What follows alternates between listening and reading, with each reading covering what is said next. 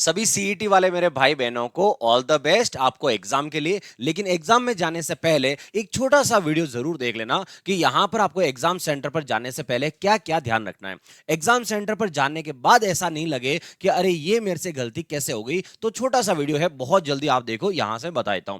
परीक्षा केंद्र पर 4 वस्तुएं जरूर लेकर जाना। अब ये 4 वस्तुएं कौन सी है और क्या क्या ध्यान रखना है वो सब आपको यहां से मैं वीडियो में बताने वाला हूं। तो क्या क्या ध्यान रखना है दोस्तों, उसके लिए देखो यहां से आपका जो है ड्रेस कोड क्या होना चाहिए। आपके एडमिट कार्ड पे ड्रेस कोड नहीं लिखा हुआ है, लेकिन मैं यहां पर लेके आया हूं क्योंकि आरएसएमएम की जो वेबसाइट है उस पर ड्रेस कोड अलग से दे रखा है कि क्या पहनना है और क्या नहीं पहनना है। तो चलिए शुरू करते हैं। सबसे पहले क्या क्या साथ में ले जाना, ये 4 पॉइंट, ये रहे आपके 4 पॉइंट। पहला पॉइंट क्या है, एडमिट कार्ड। एडमिट कार्ड जो है वो आपको निकाल के ले जाना है, लेकिन उस पर ध्यान रखना है एडमिट कार्ड के ऊपर क्यूआर कोड जो है वो डाउनलोड होना जरूरी है। बहुत टाइम ऐसा होता है कि आपके नेट सही नहीं चल रहा है, क्यूआर कोड नहीं आया, तो उसका जरूर ध्यान रखें। पहला पॉइंट। दूसरा पॉइंट है आईडी। आईडी कौन सी ले जानी है वो मैं आपको आगे बता रहा हूं, कौन कौन से आईडी वैलिड है। उसके बाद है पेन जो है, ये देखो साफ ध्यान रखना।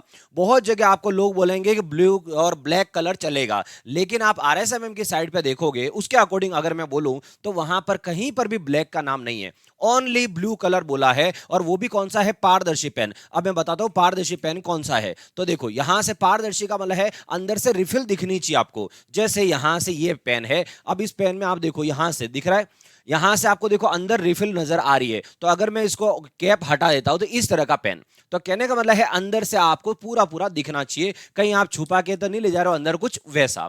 ठीक है। और लास्ट में है फोटो। 2.5 सेंटीमीटर के अकॉर्डिंग जो पासपोर्ट साइज का फोटो होता है वो ले जाना है। कुल मिला के आपको ये 4 इंपॉर्टेंट चीजें अपने साथ पहले से रखनी है। और पेन का ध्यान रखना, पेन आप बिल्कुल फ्रेश नया पेन मत ले लेना, और अगर लेते हो तो उसको कम से कम जो है अपने वहां रजिस्टर पे ऐसे करके कम से कम एक पेज जरूर बिगाड़ देना पूरा, क्योंकि इससे क्या होगा, वो पेन जो है अच्छे से आपका स्मूथ हो जाएगा और वहां गोले भरने में टाइम वेस्ट नहीं होगा। अगर फ्रेश नया पेन आप गोले भरने लगोगे ना तो वहां पर ज्यादा टाइम वेस्ट होगा आपका।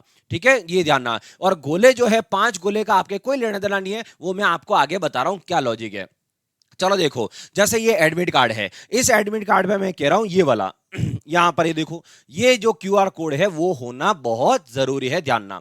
उसके बाद आता है आपका नाम। अगर आपका नाम या आपके पापा का नाम जो लिखा हुआ है, अगर नाम में कुछ भी मिस्टेक है तो देखो आपको बताता हूं, नाम में कुछ भी मिस्टेक है तो यहां पर आलोक राज जो है उनका ट्वीट है और उन्होंने क्या बोला है कि कुछ कैंडिडेट्स एप्लीकेशन दे रहे हैं कि उनके एडमिट कार्ड में उनके माता पिता के नाम में स्पेलिंग मिस्टेक है।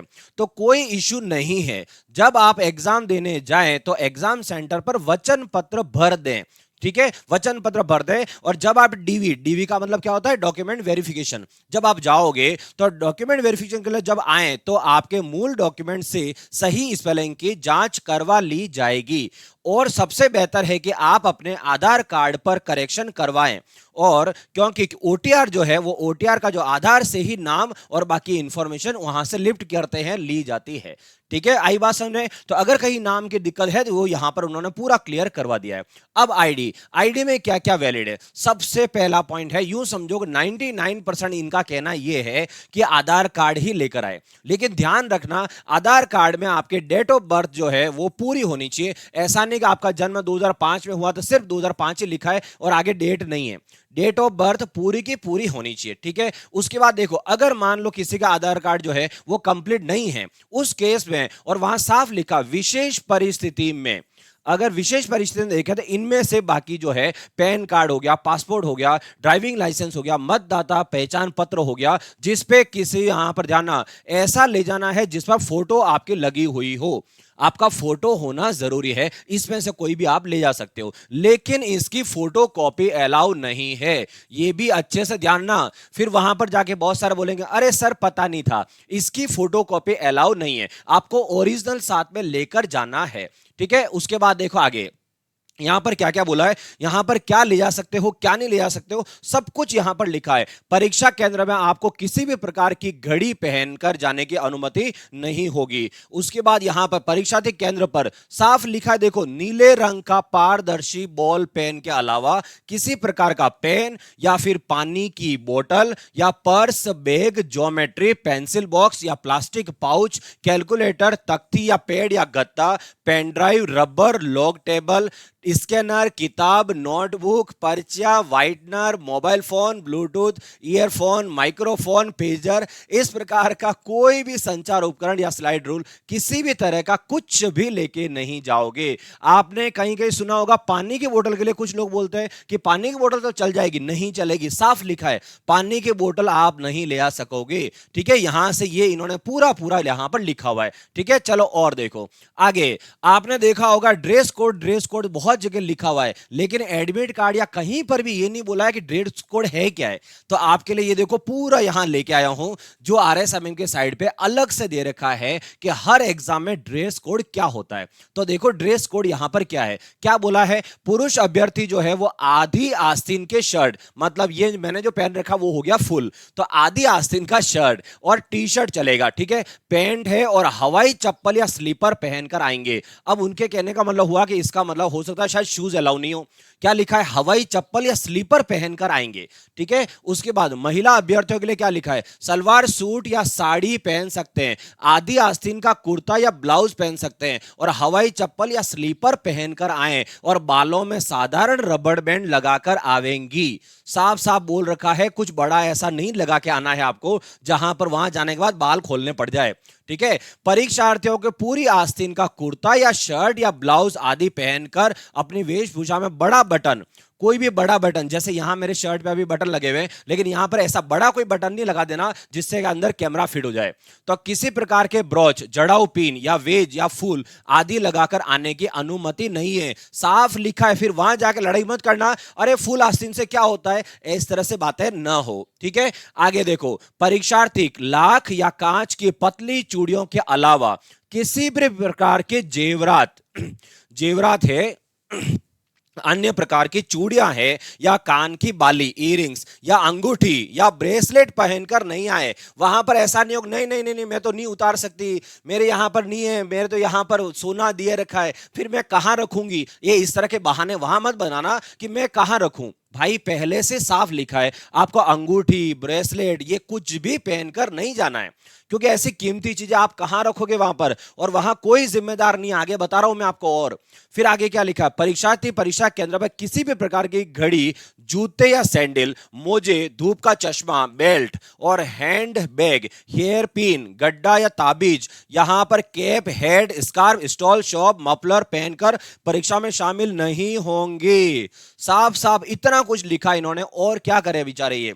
यदि किसी वस्तु को पहनकर आने में या ड्रेस कोड में शामिल होने के संबंध में कोई भी संदेह या विवाद हो तो इस संबंध में केंद्र पर परीक्षा से जुड़े अधिकारी का निर्णय मान्य होगा। अगर उसने मना कर दिया तो मना कर दिया, फिर कुछ नहीं होगा। ठीक है, चलो और देखो, अब आगे लिखा है कौन सा विषय आप पहले करें, मतलब वहां पर जा रहे हो, वैसे तो देखो आप सबको पता है 40% ही लाने कोई बड़ी बात नहीं है, लेकिन फिर भी आपको कौन सा सब्जेक्ट पहले करना है। तो मेरे हिसाब से अगर देखा जाए तो सबसे पहले आप जीके वाला सब्जेक्ट पकड़ो, क्योंकि इसमें क्या होता है, टाइम वेस्ट नहीं होता है। जो सवाल आया वो करना है, नहीं आया आगे जाओ, लेकिन गोला तो भरना है, क्योंकि गोला भरना ही भरना है, आपके नेगेटिव मार्किंग है ही नहीं है इसलिए। और अगर आपको मैथ्स और रीजनिंग, जैसे मेरा सब्जेक्ट भले ही मैथ्स रीजनिंग है, लेकिन मैं फिर भी आपको कह रहा हूं कि मैथ्स और रीजनिंग के सवाल क्या थोड़ा टाइम लेते हैं, इसलिए आप क्या करो, जीके, हिंदी, ये जो पोर्शन है इनको पहले कर लो, ताकि आपका लास्ट में जो टाइम बचेगा वो सब इनके लिए होगा। ठीक है, तो यहां पर ये चीज जानना, लेकिन यहां ज्यादा टाइम वेस्ट मत करना कि इनका विचारों का नंबर ही नहीं आए।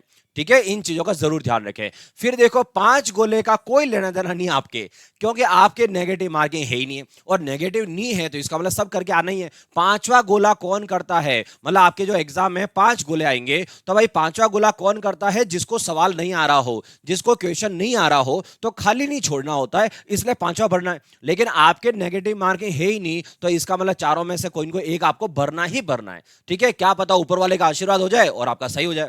उसके बाद देखो टाइम, ये टाइम का सबसे बड़ा लफड़ा होता है टाइम का। और रोने के वीडियो आपने देखे होंगे, हर एग्जाम के बाद रोने के वीडियो आ ही जाते हैं कि अरे प्लीज मुझे ले लो, मैं हाथ जोड़ता हूं, पांव पड़ता हूं आपके, प्लीज ले लो, मेरा एक साल खराब हो जाएगा। एक साल छोड़ो, क्या पता 2 साल सीईटी नहीं हुई तो क्या करोगे? तो क्या 2 साल तक उसी वीडियो को देखते रहोगे? अरे यार काश मैं 5 मिनट पहले चला जाता। ये काश वर्ड मत लेना यूज में, ठीक है? देखो मैं टाइम लिखा है, सुबह वाली जो शिफ्ट वाले हैं उनका एग्जाम है 9 से 12।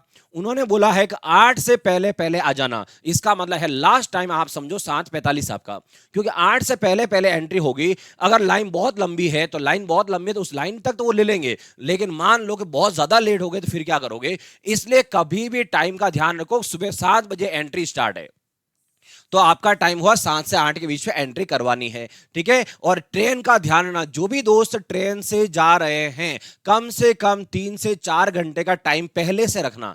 3 से 4 घंटे का टाइम, क्योंकि ऐसा पहले एक राजस्थान पुलिस की भर्ती में हो चुका है कि जब वो ट्रेन से आ रहे थे, ट्रेन 4 से 5 घंटे लेट हो गई। कारण जहां जहां परीक्षा सेंटर थे, ईश्वर ने क्या किया, चेन खींचते गए और उतरते गए, तो उस कारण से ट्रेन बहुत लेट हो गई थी और एग्जाम से वो बच्चे रह गए थे। ऐसा वाकया पहले हो चुका है, आपके साथ ऐसा वाकया नहीं हो, इसलिए रोने की वीडियो आपकी किसी के नहीं आनी चाहिए, ठीक है? तो टाइम का जरूर ध्यान रखें। उसके बाद देखो शाम की 3 से 6 है, इसका एंट्री बंद कब हो जाएगी? 2 बजे। तो मेरा कहने का मतलब है 1:45 से पहले पहले आप वहां पर पहुंच जाए, इस चीज का अच्छे से ध्यान रखें, ठीक है? और आपके कोई भी सामग्री रखने की जिम्मेदारी सेंटर की नहीं होगी, ये इन्होंने बोला है। अगर वो करते हैं तो अलग बात है वहां पर, अदरवाइज ये बोल रहे हैं कि हम अगर साथ में बैग लेके आओगे तो बैग कहां रखना है ये हमारे ऊपर नहीं है, उनके कहने का मतलब ये है, ठीक है? तो अगर ऐसा कुछ नहीं हो, इसका जरूर ध्यान रखें। आपको एग्जाम के लिए ऑल द बेस्ट, और जम के तैयारी करी है तो आप टेंशन मत लेना। आराम से कॉमेडी वाले, आपको कॉमेडी वाली मूवी देखो,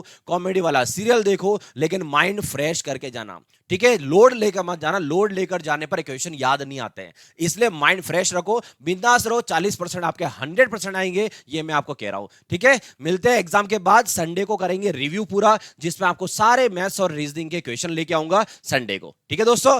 तो ऑल द बेस्ट,